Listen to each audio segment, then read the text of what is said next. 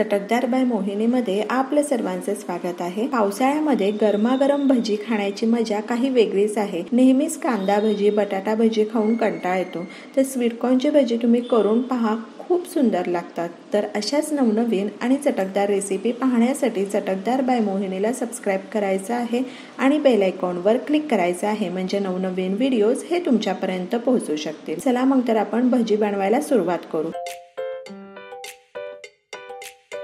भजी बनवण्याकरता ह्या ठिकाणी आपण मसाला वाटून घ्यायचा आहे।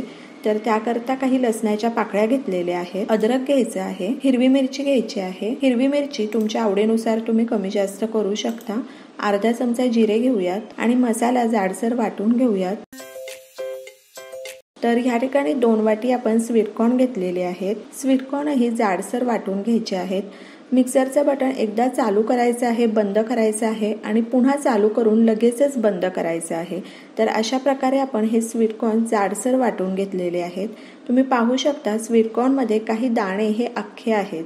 अशाच प्रकारे आपल्याला जाडसर स्वीटकॉर्न वाटून घ्यायचे आहेत। तर स्वीटकॉर्न आपण एका बोलमध्ये काढून घ्यायचे आहेत। एक कांदा बारीक कापून घेतलेला आहे तो घालूयात। कोथिंबीर घालायची आहे। वाटलेला मसाला घालूयात। अर्धा चमचा हळद घालायची आहे। 1 चमचा मिरची पावडर घालूयात। 1 चमचा धना पावडर घातलेली आहे। अर्धा चमचा ओवा घालूयात। ओवा घालताना तो हातावर चोळून घालायचा आहे की त्यामुळे ओव्याचा स्वाद हा जास्त वाढतो। भज्यांना चटपटीत फ्लेवर येण्याकरता 1 चमचा चाट मसाला घालायचा आहे।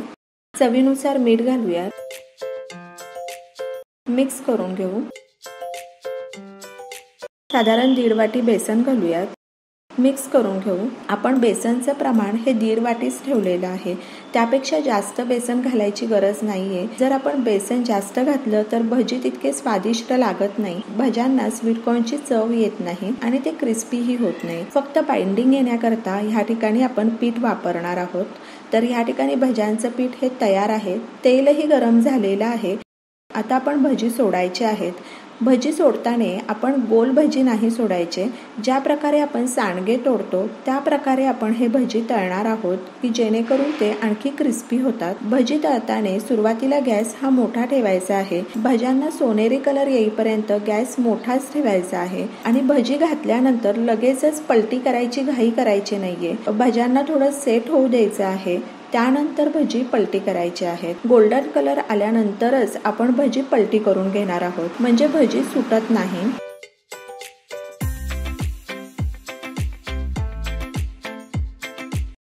या ठिकाणी तुम्ही पाहू शकता भज्यांना गोल्डन कलर आलेला आहे। भज्यांना गोल्डन कलर आल्यानंतर भजी आपण मंद आचेवर आणि मध्यम आचेवर 2 ते 3 मिनिटांकरता तळून घेणार आहोत, जेणेकरून ते कुरकुरीत होतील आणि आतपर्यंत व्यवस्थित तळले जातील। अशा प्रकारे आपण हे स्वीटकॉर्नचे भजी तळून घ्यायचे आहेत। भजी आपण जितके छान तळून घेऊ तितके ते खायला कुरकुरीत लागतात। तर अशा प्रकारे आपली पहिली बॅच ही तयार आहे। भजी काढून घ्यायचे आहेत आणि अशाच प्रकारे आपण इतरही भजी तळून घेणार आहोत। तर हे स्वीटकॉर्नचे भजी तुम्ही नक्की करून पहा, खूप छान लागतात। करायलाही अगदी सोपे आहेत, वेळही कमी लागतो आणि खायलाही ते तितकेच चविष्ट लागतात। हे भजी तुम्ही कोथिंबीरच्या हिरव्या चटणी बरोबर सर्व करू शकता। फक्त असे खायलाही छान लागतात किंवा सॉस बरोबरही सर्व करू शकता। तर अशा प्रकारे आपले कुरकुरीत स्वीटकॉर्नचे भजी तयार आहे। तुम्ही हे भजी करा, खा आणि मला सांगा कसे वाटले ते। तर अशाच नवनवीन आणि चटकदार रेसिपी पाहण्यासाठी चटकदार बाय मोहिनीला सबस्क्राइब करायचे आहे आणि बेल आयकॉनवर क्लिक करायचे आहे, म्हणजे नवनवीन व्हिडिओज हे तुमच्यापर्यंत पोहोचू शकतील। आणि वेळात वेळ काढून तुम्ही माझी रेसिपी पाहिली तर त्यासाठी तुमचे खूप खूप खूप धन्यवाद। पुन्हा भेटूया अशाच एका नवीन रेसिपी बरोबर।